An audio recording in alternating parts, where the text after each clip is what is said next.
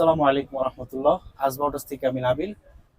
তীব্র গরমের ভিতরে আমাদের সবার টেনশন থাকে যে আমাদের গাড়ি ওভারহিট হয়ে যাচ্ছে কিনা। ওভারহিটের প্রথম সিগন্যালটা দিবে হচ্ছে আমাদের ওডোমিটারে। সো এখন যেহেতু নিউ টেকনোলজির গাড়ি, এখানে সিগন্যাল দিবে, হিটের কোনো কাটা থাকবে না। সো ওভারহিট হলে কি করণীয় সেই টিপস আমি আপনাদেরকে একটু দিব, এটা নিয়ে একটু আলোচনা করবো। সো আমরা চলে যাচ্ছি গাড়ির সামনে ইঞ্জিন কম্পার্টমেন্টে।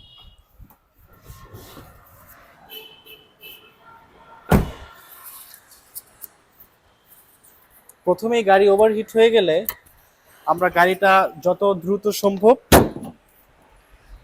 একটা ছায়ার নিচে পার্কিং করব। দেন আমরা চেক করব হচ্ছে গাড়ির এখানে যে ফ্যানটা আছে সেটা ঠিকভাবে চলছে কিনা। এরপরে আমরা চেক করব যে গাড়িতে পর্যাপ্ত পরিমাণে পানি আছে কিনা, যেটা আমরা এখান থেকে পাবো। সো এখানে আমাদের শো করবে কতটুকু পর্যন্ত পানি আছে। দেন আমরা একটু চেক করে নিব যে এটার কুলেন্টটা ঠিকঠাক আছে কিনা। সো এই জিনিসগুলো যদি ঠিকঠাকভাবে না থাকে তাহলে কিন্তু আমাদের গাড়ি ওভারহিটিং হয়ে যাবে। এছাড়াও এত গরম পড়েছে, এই গাড়িগুলো কিন্তু সবকিছু ঠিক থাকার পরেও হিট হয়ে যেতে পারে।